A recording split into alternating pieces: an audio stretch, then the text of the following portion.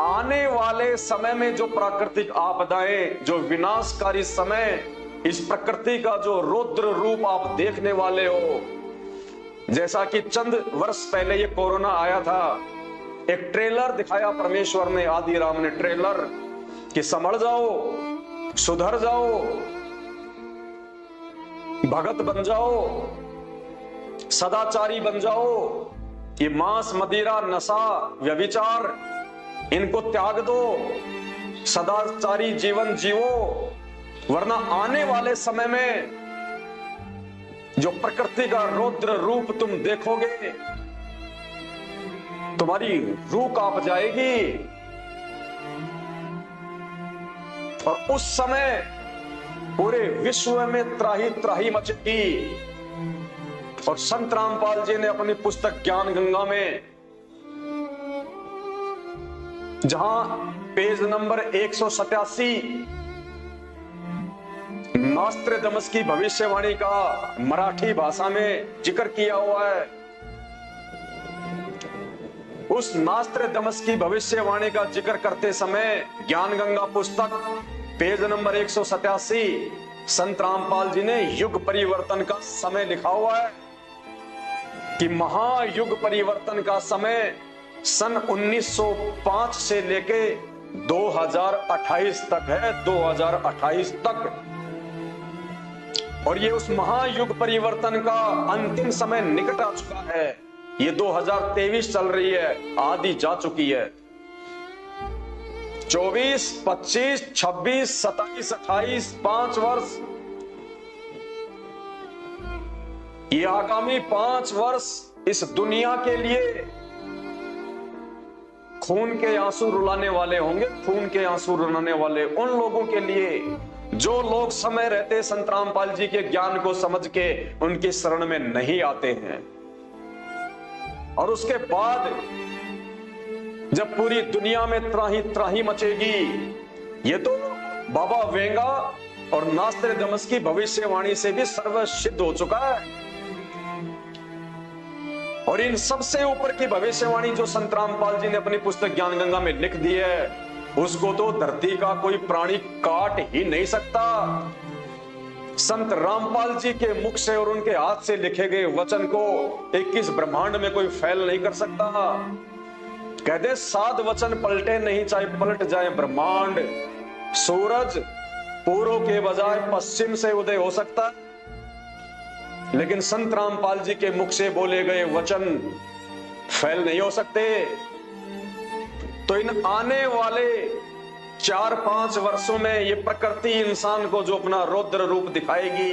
प्रकृति कौन? ये दुर्गा और ये काल जो 21 ब्रह्मांड का संचालन करते हैं।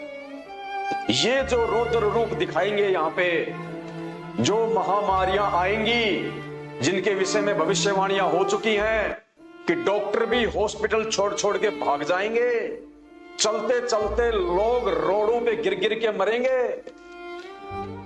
डॉक्टर छोड़ के हॉस्पिटल भाग जाएंगे कि ये क्या बीमारी आ गई। ऐसी ऐसी महामारियां, ऊपर से प्राकृतिक उथल पुथल, कहीं भीषण बरसात हो रही है तो कहीं कोई साइक्लोन आ रहा है। जैसे अभी बिपरजॉय आया, क्यों खाली करना पड़ गया आधा गुजरात, राजस्थान तक उसने तबाही मचा दी।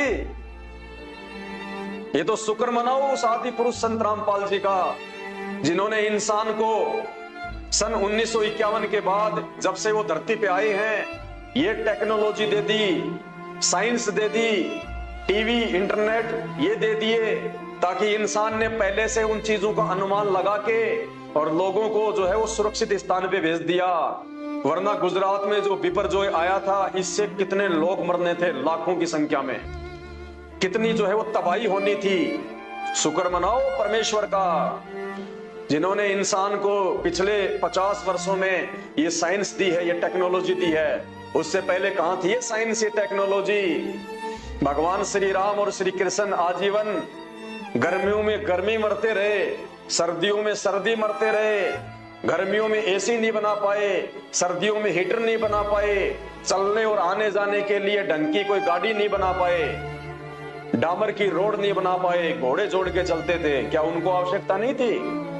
क्या आज के इंसान में ज्यादा बुद्धि है जो उसने BMW गाड़ी बना ली, जिसने ऑडी बना ली, एरोप्लेन बना लिए, जिसने डामर की रोड बना दी, GT रोड बना ली? क्या वो नहीं बना सकते थे? ये बुद्धि परमेश्वर ने उस समय उनको नहीं दी, ना राम को दी, ना श्री कृष्ण जी को दी, उस आदि राम ने, सतगुरु रामपाल जी भगवान ने। ये आज दी है परमेश्वर ने हमसे भक्ति करवाने के लिए, ताकि हम भक्ति आसानी से कर सकें, आने जाने में हमारे को सुविधा हो, कम्युनिकेशन में हमारे को जो है वो सुविधा हो। उनके प्रवचन, उनके सत्संग हम एक मेमोरी कार्ड में डाल सकते हैं, हम टीवी पे सुन सकते हैं। एक जगह संत रामपाल जी बैठ के सत्संग सुनेंगे, घर घर में, देश विदेश में उनके सत्संग जो है सुनाई देंगे टीवी के माध्यम से। ये टेक्नोलॉजी ये संत रामपाल जी ने दी है इस दुनिया को, इस आदि पुरुष ने। तो आने वाले समय में प्रकृति जो अपना रौद्र रूप दिखाएगी, वो चाहे किसी भयंकर महामारी के रूप में हो जैसे कोरोना, चाहे अतिवृष्टि के रूप में हो, भीषण बरसात के रूप में हो, चाहे किसी भयंकर भूकंप के रूप में हो, जैसे कुछ महीने पहले तुर्की में भूकंप आया रातों रात, और 2 घंटे में लाखों लोगों को मौत की नींद सुला दिया। तो हिंदुस्तान से कौन सी यारी है जो भूकंप हिंदुस्तान में नहीं आ सकता? ये ट्रेलर दिया परमात्मा ने हिंदुस्तान की आत्माओं को। सौभाग्य हमारा जो परमात्मा हिंदुस्तान में आए हुए हैं कि सुधर जाओ, वरना तुम्हारा भी यही हाल होगा वर्तमान में। और जो विश्व युद्ध की छाया जो पूरे विश्व के ऊपर जो मंडरा रही है, फूड क्राइसिस आएगा, दाने दाने को लोग तरसेंगे, दाने दाने को। जय गुरुदेव पंथ के प्रवर्तक संत तुलसीदास ने, जब तक उनके पास में आध्यात्मिक शक्ति थी, पावर थी, बाद में तो वो भी जो है भुगत भुगत के मरे। उनको भी पूरे शरीर पे, हाथ पे उनके कोड हो गया था जब उनकी भक्ति समाप्त हो गई, क्योंकि वो गुरु अधिकारी नहीं थे, मनमुखी रूप से वो गुरु बन रहे थे राधा स्वामी इस पंथ से निकल के। और जब उनकी भक्ति लोगों को आशीर्वाद दे दे के समाप्त हो गई, अंत में उनकी भी दुर्गति से मौत हुई है। लेकिन जब तक उनके पास में भक्ति थी, उनके पुण्य थे, तब तक उनका जो कनेक्शन था वो काम जो है वो कर रहा था। तो श्री तुलसीदास जी ने भविष्यवाणियां की हुई है कि आने वाले दिनों में ऐसा समय आएगा, ये 2028 से पहले पहले बोरा भर के पैसों का ले जाओगे, 1 किलो आटा भी नहीं ले पाओगे। और ऐसा फूड क्राइसिस आएगा, गंदी नाली में अगर रोटी का टुकड़ा पड़ा हुआ मिल जाएगा तो लोग सोचेंगे उठा के खा लो, वरना शाम तक जीवित नहीं रहेंगे। ये न्यूक्लियर बम, एटम बम, ये मिसाइलें, ये होली दिवाली पे मनोरंजन के लिए नहीं बना रखी अमेरिका ने, चाइना ने, रशिया ने। और आजकल तो एक एक न्यूक्लियर मिसाइल, एक एक एटम बम, परमाणु बम इतने खतरनाक हैं, एक बम पूरे देश के लिए पर्याप्त है। और रसिया इस समय कितना जो है वो, रसिया कितना वो नजदीक बैठा हुआ है न्यूक्लियर छोड़ने के। और भविष्यवाणी हो रखी है, चाइना, अमेरिका और रसिया 90% ये देश आपस में लड़ झगड़ के नष्ट हो जाएंगे, 90%। और 10% जो आत्मा जो बचेंगी इन देशों में, उनको भारत अपनी शरण देगा। आम आदमी अपने और अपने परिवार की जान के लिए ऊपर हाथ करके रोएगा इन देवी देवताओं से, ब्रह्मा विष्णु महेश से। मुसलमान अपने अल्लाह से अरदास करेंगे, लेकिन ना तो वो मुसलमानों का अल्लाह वो शैतान आएगा बचाने, ना ब्रह्मा विष्णु महेश, और ना ही हिंदुओं का अल्लाह वो काल आएगा बचाने। जो कोरोना में नहीं आ पाया, जो शुरुआत में नहीं आ पाया, वो भीषण समय में कहां आएगा? उस समय जब ये देश के राजनेता भी अपनी जान के लिए दर दर की ठोकरें खाते फिरेंगे, उस समय ये संत रामपाल जी पूरी दुनिया में एकमात्र बचाव का साधन दिखाई देंगे। जिनको आप कह रहे हो ना कि वो बंधन में बंद हैं, हिसार जेल में बैठे हैं बंधन में, वो आपको आज बंधनों में दिखाई देने वाला वो बंधन मुक्त परमात्मा, वो अविनाशी परमेश्वर उस समय दुनिया को दिखाई देगा कि हाँ, अब यदि धरती पे कहीं कोई बचाव का माध्यम है। क्योंकि जब आप उस भीषण समय में, उस भीषण परिस्थिति में, डरावने समय में जब आप संत रामपाल जी के भक्तों को देखेंगे कि ये कौन सी मिट्टी के बने हुए हैं, ना इन पे कोई मिसाइल काम कर रही, ना इनके मकानों पे कोई एटम बम काम कर रहा, और इस भयंकर फूड क्राइसिस के समय में जहां हम लोग दाने दाने के लिए रो रहे हैं, तरस रहे हैं, और ये खुद भी खा रहे हैं, लोगों को भी खिचड़ी चावल बना बना के खिला रहे हैं, इनके घर में कहां से आ रहा है?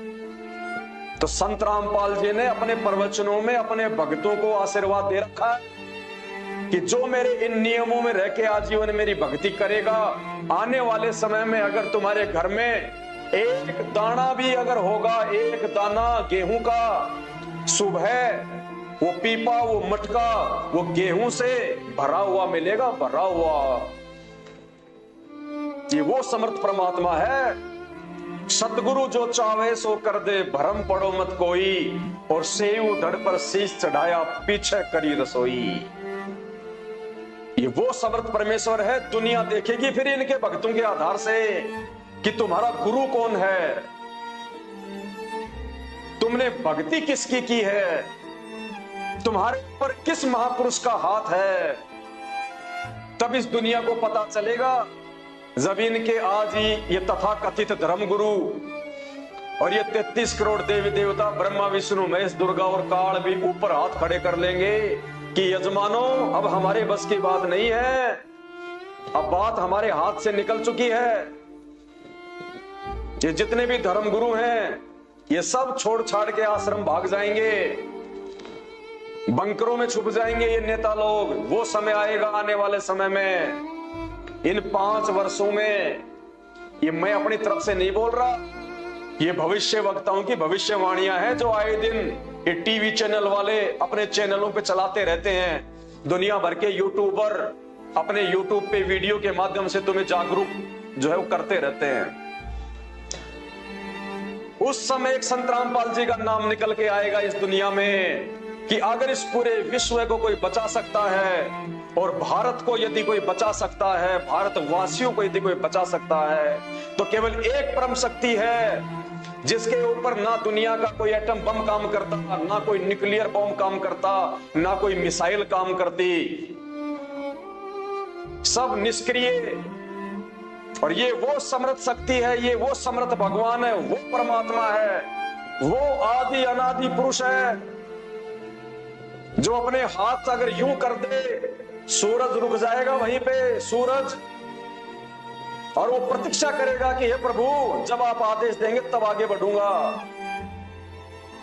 इस भारत देश के ऊपर अगर न्यूक्लियर अटैक होना होगा, उस समय संत रामपाल जी अपना हाथ यदि यूं कर देंगे, वो आसमान में खड़ा खड़ा मंडराएगा वो न्यूक्लियर बम कि कहां जाके गिरूं।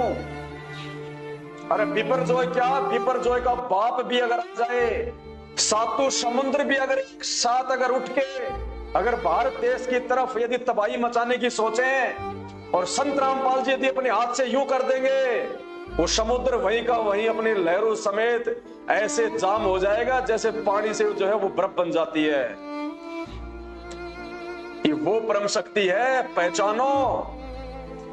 ये 2 घंटे से थूक बिलोने में मुझे कोई आनंद नहीं आ रहा, तुम्हारी तरफ से मुझे कोई पैसा नहीं मिल रहा, मुझे कोई पेंशन नहीं मिल रही है ये बातें बताने की, लेकिन तुम्हारे भविष्य के लिए बता रहा हूं। तुम जो अनजान हो अभी भक्ति और भगवान से, तत्वदर्शी संत से, सत्संगों से अनजान हो तुम,